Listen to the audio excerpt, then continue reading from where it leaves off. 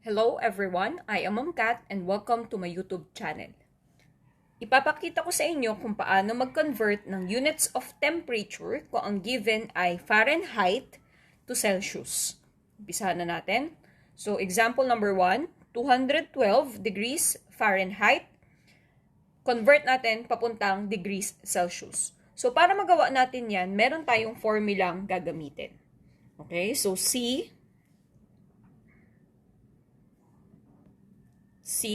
is equal to 5/9 times the quantity F minus 32. Dapat sa ulado natin tong formula na to. Okay, so C is equal to 5/9, kinapi lang natin. And then, dahil meron tayong given na 212 degrees Fahrenheit, papalit natin siya doon sa F natin sa formula. So, itong F na to, magiging 212 na yan ngayon. And then, minus 32.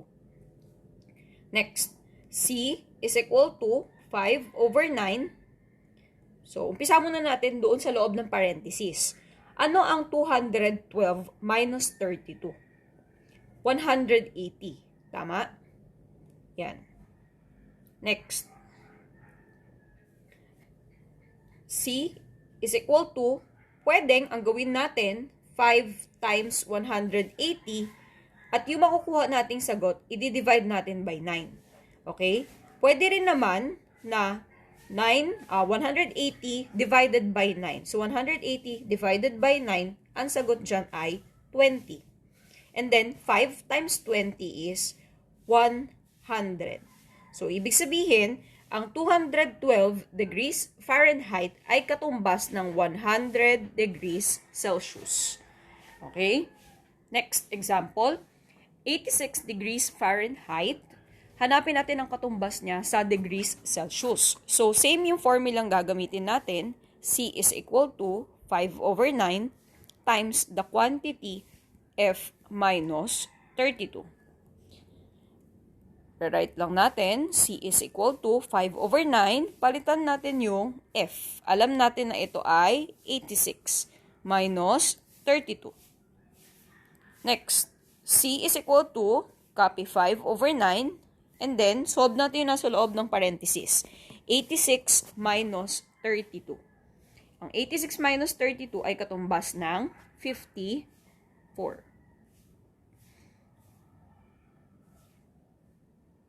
Next tayo. And then C is equal to, what is 5 times 54 divided by 9? Yun yung magiging sagot. Or pwede rin ito, cancel mo na lang. So 54 divided by 9 is 6. And then 5 times 6 is 30. Yun nga lang, hindi sa lahat ng case, makukuha natin yung eksaktong sagot dyan. So C is equal to 30. In short, 86 degrees Fahrenheit ay katumbas ng 30 degrees Celsius. Next example, 194 degrees Fahrenheit. Hanapin natin ang katumbas sa degrees Celsius. So, same formula, C is equal to 5/9 times the quantity F minus 32. Palitan natin ang F. So, ito ay magiging 5/9 na times the quantity. Yung F natin ngayon ay 194 na minus 32. So, 194 minus 32, anong sagot doon? Ito ay 5/9.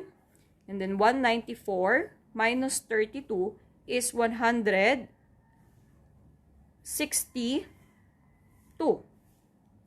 Okay? So, 162. Yun. Or pwede rin namang 5 times 162 and then divide natin sa 9. Okay? So, kung anong mas komportable ka, yun ang gawin mo. So, dito, C is equal to 162 divided by 9. So, ang sagot dito ay 18. And 18 times 5 is 90.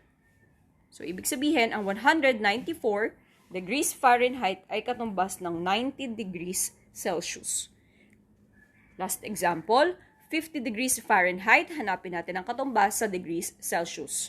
So, C is equal to 5/9 times the quantity F minus 32. And then C is equal to 5 over 9. This time, pwede na natin palitan yung F at ito ay 50. So, 50 minus 32. Ayan. This time, pwede na natin ulit i-simplify yung 50 minus 32. So, ito ay 18 na lang ngayon. Tama? Okay? So, next is C is equal to, sabi nga natin kanina, pwedeng ang gawin mo, 5 times 18 divided by 9. Or, kung kaya namang isimplify na agad, isimplify mo na. So, 18 divided by 9 is 2. So, ang sagot dito ay 5 times 2, which is 10. So, ang katumbas ng 50 degrees Fahrenheit ay 10 degrees Celsius. Please subscribe to my YouTube channel, Project Kath. Thank you for watching.